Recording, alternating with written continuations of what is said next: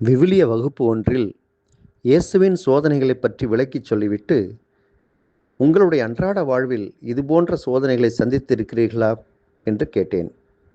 அப்போது ஒருவர் எழுந்து நின்று சொன்னார், நான் ஒரு நிறுவனத்தில் விற்பனை பணியாளராக பணி செய்து கொண்டிருக்கின்றேன். ஒரு நாள் என்னுடைய நிறுவனத்தின் தலைவர் என்னை அழைத்து, நீ நன்றாக பணி செய்கிறாய், உனக்கு இன்னும் சில வாய்ப்புகளை கொடுக்கலாம் என்று நான் நினைக்கின்றேன். எனவே உன்னுடைய பணியானது இன்னும் விரிவானதாக இருக்கப் போகிறது என்று சொன்னார். அப்போது நான் சொன்னேன், ஏற்கனவே வாரத்தில் 4 நாட்கள் நான் வீட்டை விட்டு வெளியே இருக்கிறேன்.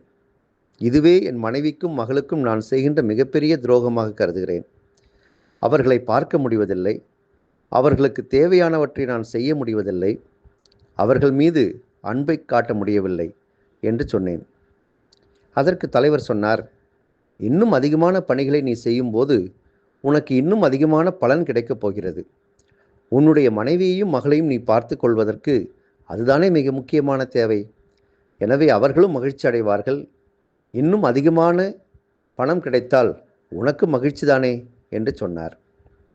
4 நாட்களுக்கு பதிலாக 6 நாட்கள் நான் வெளியே இருக்க வேண்டிய சூழல் வரும் என்று எனக்கு தெரியும். பணம் முக்கியமா, உறவு முக்கியமா? பணம் பணம் என்று பணம் சம்பாதிப்பதற்காக வீட்டை விட்டு வெளியே இருப்பது அவசியமா, அல்லது என் மனைவி மகளோடு உடனிருத்தல் அவசியமா? இதுபோன்றுதான் சோதனைகள் வருகின்றன என்று சொல்லி முடித்தார்.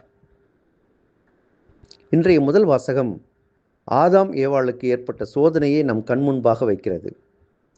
அந்த மரத்தின் கனியை நீங்கள் உண்ணும்போது உங்கள் கண்கள் திறக்கப்படும், நீங்கள் கடவுளைப் போல் நன்மை தீமையை அறிவீர்கள் என்று பாம்பு அவர்களை வஞ்சிக்கிறது. ஆதாம் ஏவாளுக்கு ஏற்பட்ட முதல் சோதனை கடவுளைப் போல் ஆக வேண்டும் என்பதுதான். இந்த சோதனைக்கு அவர்கள் உட்படுகிறார்கள்.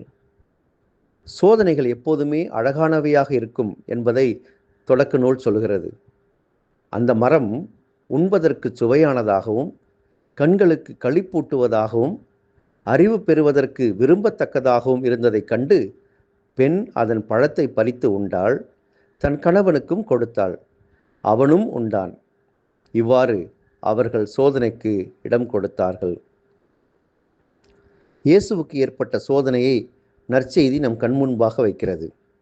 நீர் இறைமகன் என்றால் இந்த கற்கள் அப்பமாகும்படி கட்டளையிடும் என்பது இயேசுவுக்கு ஏற்பட்ட முதல் சோதனை. நீர் இறைமகன் என்றால் கீழே குதியும், கடவுள் தம் தூதருக்கு உம்மை குறித்து கட்டளையிடுவார், அவர்கள் தங்கள் கைகளில் உம்மை தாங்கிக் கொள்வார்கள். இவ்வாறு 2 சோதனைகளிலும் அழகை இயேசுவிடம் நீர் இறைமகன் என்றால் என்று சொல்கிறது. அவர் இறைமகன்தான், அதில் எந்த ஐயமும் இல்லை.